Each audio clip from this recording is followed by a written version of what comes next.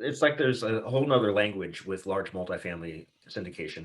If you can't speak it, if you don't know the terms, then the broker's not going to take you seriously. Hello and welcome to Pillars of Wealth Creation, where we talk about creating financial success with a special focus on business and real estate. I'm your host, Todd Dexheimer. Now, let's get to it. Hello and welcome back to Pillars of Wealth Creation. I'm your host, Todd Dexheimer. With me, as always, on these Wednesdays, we got Matt Jones. Matt, how are you doing today? I'm doing excellent. How about you, Todd? I am fantastic, man. Well, thanks for joining me, Matt. And we've been talking about apartments. We've been talking about how to buy apartments. We have talked about, first creating your goals, getting started, just some of the basics. We've talked about underwriting. We've talked about building your team. We've been talking about syndication. Last week, we talked about your trip to the Carolinas and meeting with brokers and the importance of actually meeting with your team and doing that. And so this week, Matt, what are we going to hit on? Well, after you've done all that stuff and you've identified your market and you finally found a deal that you think could work, it's time to put an offer on it. So we're going to talk about the process for that. You got to make offers. You're not going to get deals unless you make offers. So first thing, we don't want to just jump the gun. I don't want you to just start writing offers. We got to go through that whole process. But I think fairly quickly in this, you get yourself educated quickly, right? You should be reading books and listening to hopefully this podcast and many others. But then very quickly, we should be actually submitting offers. We don't get deals unless we submit offers. You can't buy a piece of real estate unless you make an offer to buy it, right? Makes sense. So how do we do that? What do we do? Where do we go? All right. So first things first, like I said, we get educated. That's the most important part. And then we go through that process, right? We get communicating with brokers. Brokers are a big part of our team. And so we want to actually meet these brokers. When you're first talking and first meeting with brokers, make sure you know what you're talking about, right? You don't need to be a complete expert, but you also do want them to feel confident that you are a buyer. Multifamily, when we're talking large multifamily, really over 5 units, but larger, these brokers, they don't expect you to have a pre-approval letter from a lender. Lenders, quite frankly, won't give you pre-approval letters. Okay. So these brokers are looking at you. They're kind of trying to read you and understand, does this person have a chance to purchase that property? They're going to try to figure out what kind of equity you're coming with, what your capital stack looks like. Have you talked with property management companies? Have you talked with lenders? Did you talk with contractors? Really, do you know what you're doing to get in? Now, there's many brokers that'll take a chance on a newer buyer, but they're not going to take a chance on a newer buyer that has no clue what they're doing. Okay. So you have to understand the process first before you're going in and talking with these brokers. Once you understand the process, be confident when talking with the brokers. I like to come to the broker and I like to position myself as an expert and also make sure that I position them as the expert in their field. So I'm going to tell them about why I'm excited about the specific market and submarket. I'm going to tell them why I'm excited about multifamily. I'm going to tell them what type of strategy I'm going to be doing. So value add, what type of value add? What does that actually mean? We're going to understand what type of property specifically we're looking for, and how much and how little we're willing to spend, all that kind of stuff. And then we want to ask the broker questions that positions them to be an expert in their particular field. And that's really important too. Yeah. And I mean, it's like there's a whole nother language with large multifamily syndication. If you can't speak it, if you don't know the terms, then the broker's not going to take you seriously. And you need to have realistic expectations and understanding of the market that you're looking at as well. Yeah. And it's not crazy hard to get to know it and to understand it, but just take some time to do that. And, practice too. It's okay to practice and to one of the things that I like to do and tell other people to do. Now, I guess I don't have to do it now anymore because I've been doing it for a long time, but you call instead of calling the brokers first thing, you're going to end up calling property management companies. Okay. You'll call lenders, you'll call the contractors, appraisers, those people in the market, have conversations with them, right? And then you'll learn a lot. Ask them questions. They'll ask you questions. You'll get stumped. Okay, great. Now we go figure out the answers to those things. Now we don't get stumped the next time those questions come. So if you have those conversations first, and then you talk to the real estate brokers, the ones that are going to be finding you the deals, now you're a lot better off. I like doing that first. Yeah, that's a great point. You know, otherwise, if you go to just straight to the brokers and you don't know what you're talking about, they're going to blow you off. Yep. So let's talk let's talk offers. And it first comes down to your underwriting. So you get a deal comes in your lap by a broker that you've built this relationship with, whether it's an on-market deal or off-market deal. By the way, make sure you're underwriting on-market, fully marketed deals, and make sure you're putting offers on those fully marketed deals. Otherwise, you can't expect to get the off-market deals. So you get this marketed deal or off-market deal comes in your lap, and you underwrite it. Okay. And it's a deal where you're like, okay, this thing could work potentially. Now, what do we do next? Well, first of all, I think you need to come to the table with, where is our max offer, right? We need to understand what our max allowable offer is. So figure that out before you even submit your offer. So, you don't tell the broker, of course, this is part of negotiations, but understand where it is in your head. That gives you a place to not get emotional as the process goes and move that goalpost. So you have your strike price. Okay. You also need to decide what the ideal price is to start it. Now, this isn't like 2009, 2010, all the way to about 2013, 14, maybe, where we could write lowball offers, right? If the seller was expecting $10 million, I was coming in at 7, right? It's not like that today. If the seller's expecting 10, likely they're going to get real close to 10. Maybe they're even going to get 11, So we have to decide, where do we want to come in at and where our max offer is. Right now, that gap is pretty close, right? I might come in at 10 and my max might be 10.5. Okay.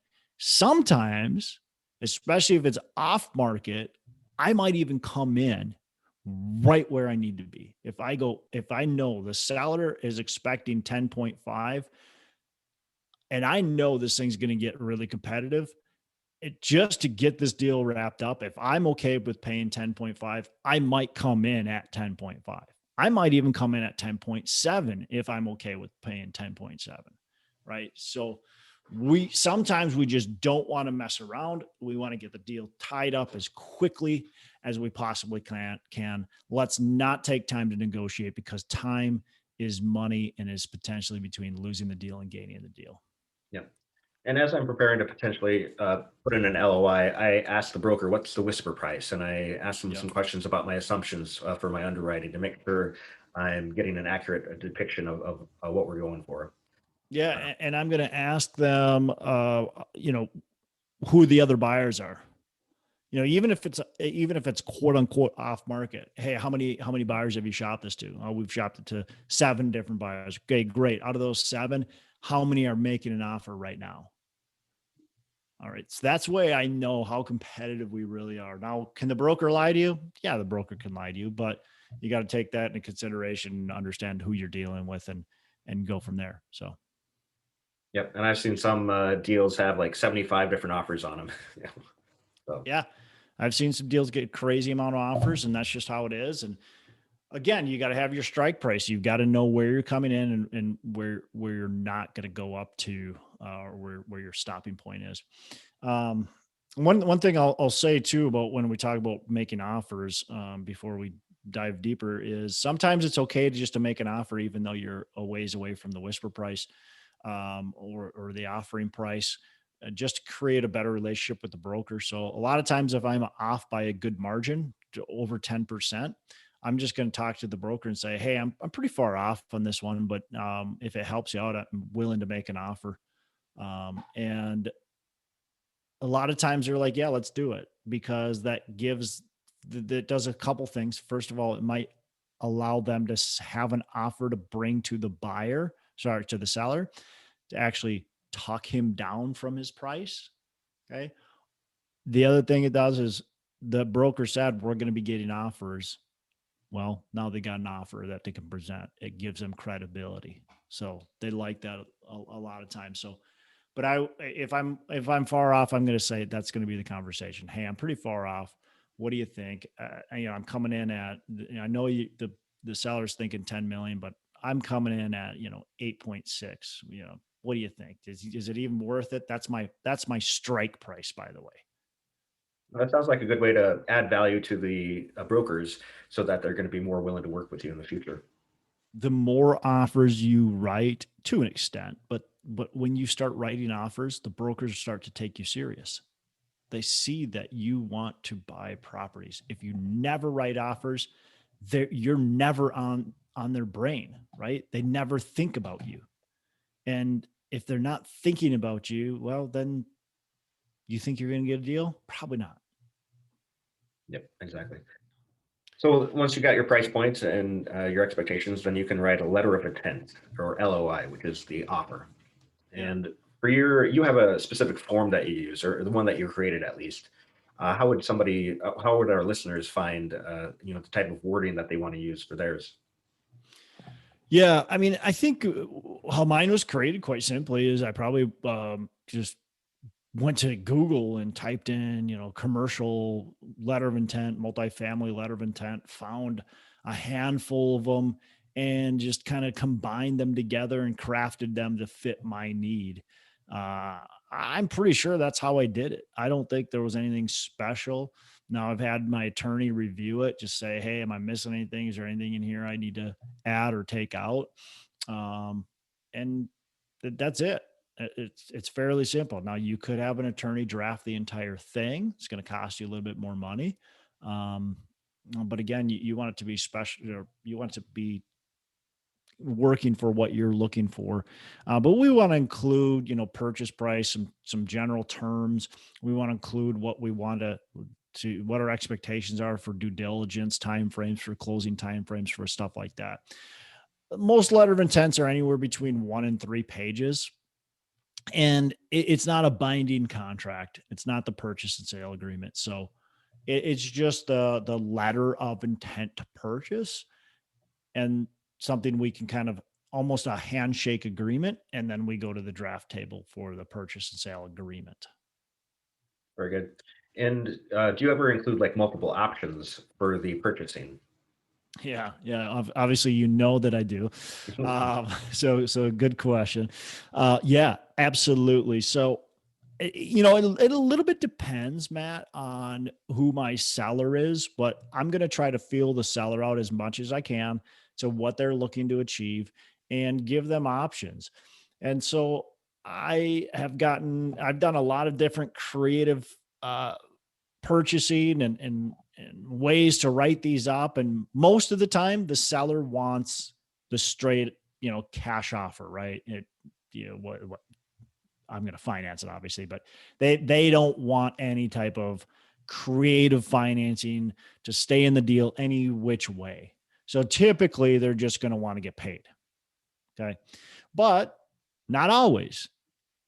Sometimes they're intrigued by this offer that is, 10.6 million, but they're going to stay on for a certain percentage of the equity share and keep some money into the deal. Or they're going to do complete seller financing and you're going to give them a 20% down payment or 10% down payment or whatever you can agree upon. So I oftentimes will do multiple offers with different types of strategies. Sometimes it's 2, sometimes it's 3, and give them some options. Now, the more confusing it is, the more you're going to have to explain what's going on. Yeah, and I would say most banks aren't willing to have seller financing and a bank mortgage at the same time. Yeah, if you're trying to do that, if you're trying to do a seller second, you make sure that you talk with your bank first. The only one that's going to allow that is a local bank. And even then, it's many of them, most of them don't allow that. Now, Matt, I've got one right now where we did a first and we did a seller carryback. And the bank allowed it. They did 75% loan to value, and then the seller carryback's an additional 10%. So I only had to put 15% down. Yeah, you mentioned a great workaround though. If the bank isn't willing to do that, a seller equity sort of stake in the property. How does that work? Right. So the seller's going to keep a portion of their profits into the deal. So let's say they make $2 million on the deal. Maybe they'll keep $500,000 into the deal. As an equity partner, they'll get the LP, the limited partnership shares. And you could even give them a different limited partner, their own special share. So maybe their special share is an 8% preferred return, and you have to redeem those shares within 3 years or within 5 years or whatever it might be. Maybe they have no equity upside, or maybe you just treat them just like a regular investor. So, however, whatever works for the deal to make the numbers make sense and to make the seller happy and to make you happy, that's what we can do. So we can get very creative in the deal. And I've got one right now that's how we negotiate it. The seller is going to keep, on this case, it's only $100,000. It's a smaller deal, but they're going to keep $100,000 into the deal. They're going to get 5% preferred return with no equity upside.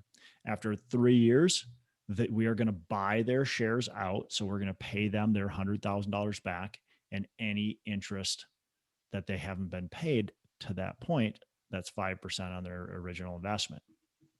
So that's a way of seller financing without seller financing. So on your letter of intent, you list out the different options, and then the seller can choose which one they want. How detailed do you get in there? Because it sounds like it can get pretty Yeah. elaborate with how it Yeah. works.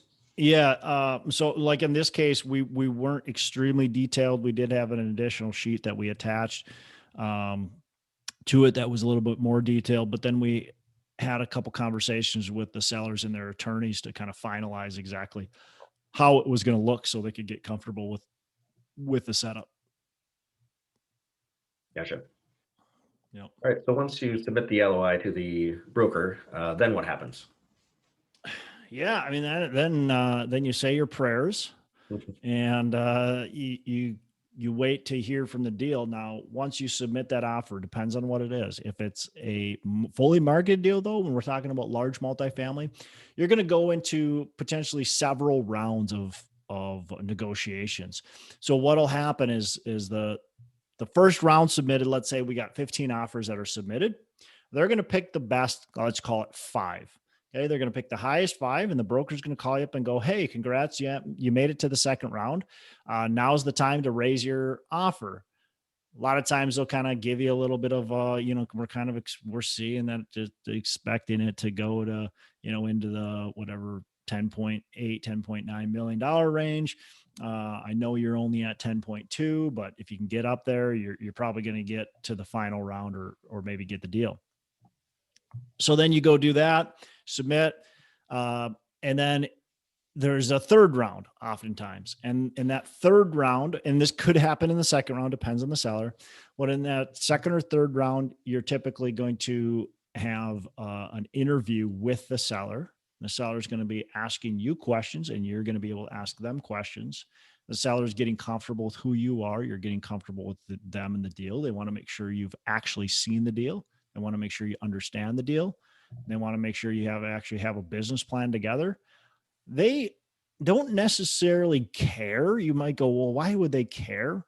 They don't necessarily care exactly what you're doing to the property. What they care about is that you actually have a business plan, which means you're serious and means you're likely to get financing. And then they also want to know what type of business plan. Is it super aggressive? Well, there's probably less chance you're going to get financing, right? If they're like, man, these guys are out of their mind. This is a C-class property, C-class neighborhood, and they want to do all these crazy things to it and make it into an A-class. There's no lender that's going to touch this. Yeah, they do want to pay us 11.5 million, but there's no way they're getting it done, right? So they want to understand what's going on in your head to understand, do they want to even sell it to you? Does it make sense? Do they feel confident you're going to close? Yeah, and I think that's the key. They want to make sure that you're going to be able to close. So it sounds like not all the time the highest offer is going to be accepted. It's the deal that they like the most for whatever reason. Yeah. Yeah. And not all the time the highest is going to be accepted, but typically you've got to be at least pretty close, right? So, if the offers, if your offer is 10 and the best offer is 11.5, you're probably not going to get it. Like, unless they think that offer at 11.5 is just out of their rocker, you're probably not going to get it. But if you're at, let's call it, 11.3 and they're at 11.5 and they feel way more confident in you, there's a good chance, even though you're under by a couple $100,000, there's a good chance you still get it. So in your letter of intent, how do you make your offer more attractive to the seller? Yeah, good question. And one of the things that I like to do is I put my bio in there. I put my bio. I put my property management company's bio in there. I put my broker, my mortgage broker's bio in there.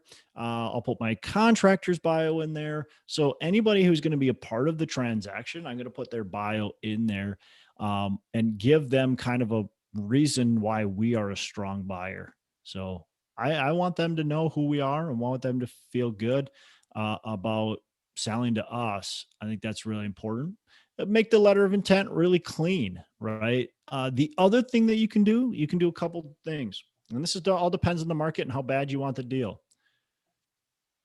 Shorten due diligence periods. Typical due diligence is anywhere between 30 and 45 days. Okay. If you want to shorten that up, that's attractive. Okay. Hard earnest money. That's really attractive. So what that means is you typically have earnest money. The higher amount you go, the more attractive. So, I got a $10 million deal, $100,000 is pretty typical, but hey, if I want to make sure you think I'm serious, maybe I'll do 200,000 or maybe even $300,000. And hard means that I'm going to go hard with that earnest money early. So maybe it's day one. Look, we tie this up. We have by the day that we sign this purchase sale agreement, within a day, I'm going to get you $300,000. And guess what? I don't get that back ever. No, regardless of what happens, I don't get that back. Now we'll put some clauses in there, says like if there's a tornado that rips the property apart or, something like that, or the sellers neglects the property, that type of stuff. But for the most part, we don't get that a dollar back of that. Or we might make it a deal that I've got that I did recently. It's our due diligence period. We put $25,000 hard the day. Actually, it was 5 days after we signed the purchase sale agreement, and the other $75,000 goes hard at the end of the due diligence period. So they had $25,000 they knew they were going to get, regardless whether we walked away at the end of the due diligence or not. So that strengthens your offer. Shortened closing periods can strengthen your offer as long as they're within reason. So, typically we're anywhere between 60 and 90 days. So if you're in that 60 to 75 days, that's going to help strengthen your offer. Those are some definitely strategies to be able to make it work. So the mortgage brokers will have a call for offer date when the offers are due. Does it make a difference of when you submit your offer, like if it's early or right at the deadline? You can ask them. You can ask the broker if the seller is interested in preempting, or if they're going to go through the process. Some sellers are very committed to the entire process. They don't want it. They don't care You write your offer on, May 5th, and the offers aren't due until May 15th. They might look at it, but they're not going to respond to you. They're going to wait until May 15th. They're going to wait until May 17th, just in case one or two come in late. So you ask the real estate broker what's going on. Like, will they look and negotiate on offers that come in early? Never hurts to come in early. It only hurts to come in after. So. Fair enough. All right. What else are we missing with putting in offers? I think I think don't worry about finding that perfect deal. Find deals that work. Have your criteria, come up with your criteria, what works, and buy deals that work. Don't worry about buying the perfect deal, because the perfect deal just doesn't come around very often. Someone else will buy it. Someone else will pay too much. And no, that perfect deal now is no longer a perfect deal because it went for too much. So the other thing is, look, learn to communicate and negotiate. Negotiating with the seller, with the brokers, learn how to do it. I think that's really valuable. You will find that you can get these properties for cheaper, especially the off-market deals, if you learn to negotiate on it. And again, we're in a tight market right now, so you have less negotiating that you're able to do, but it's still valuable. I recently have put several deals under contract, and because I know how to negotiate, I've saved myself hundreds of thousands of dollars on those properties that I otherwise wouldn't have if I didn't know what I was doing. So, learn to do that. There's Chris Voss has a great book, Never Split the Difference. There's several other books that can teach you how to do that too. The other thing is build rapport with the seller, build rapport with the broker. People trust you. They want to do business with you. So make yourself easy to do business with. I always offer to have a conversation with the seller. I always offer the broker to set up a Zoom call, or if you're local, you meet face to face. I always offer to do that. A lot easier to do business with people you have actually talked to and can trust. And then we already talked about, being creative. I think that's really important too. On average, how many LOIs do you have to put in order for one to be accepted? I don't think there's an average, Matt. A lot. I guess a lot is the average. There's been times where I've put in 50 LOIs and haven't gotten one. And there's been other times where I put in an LOI and I get it, and I put in another LOI and I get that one too. So I don't know, 50. I don't know. Put in a lot. You have to go through the numbers. Yeah, it's a numbers game. Look, this is a tight market. There's no hiding around what's going on in this market. And so don't expect to get these offers, and don't get discouraged that you're not getting them accepted. I see a lot of people like, oh, I'm ready to give up. I'm done with this market. I'm going to wait until it changes. What happens if it doesn't change? Right?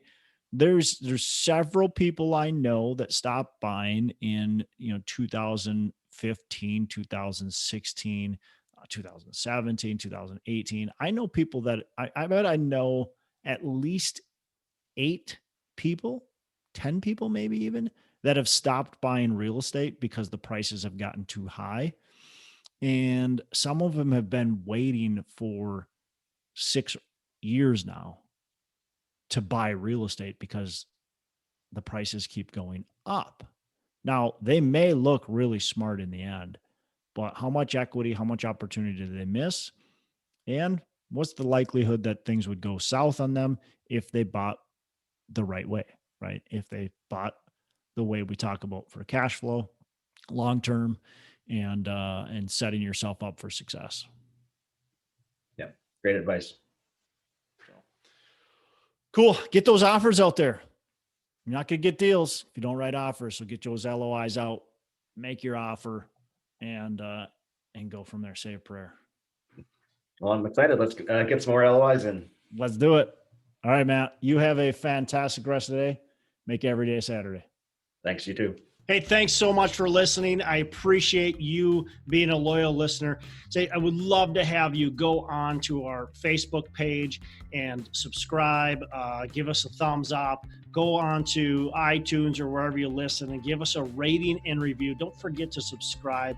Your rating and review just helps us push this out to more and more people and continue to grow our audience and hopefully positively affect a ton of people out there that really need this and want this. So the other thing I've got for you is a free ebook on my website. So go on to venturedproperties.com, and download our free ebook on real estate and on syndication. And I've got some data points in there, some really good stuff for you. So I'd love to have you take a look at that. It's free. I'm not expecting anything from it. And also, look, if you want some help in multifamily, want some help learning, growing, getting your business off the ground, I would love to talk to you about what it would look like to work with me potentially and see if that's a good fit. So you can go to coachwithdex.com and check that out, and we can definitely have a call. Thanks a lot for listening. You make it a fantastic rest of the day. I'll catch you on the next episode.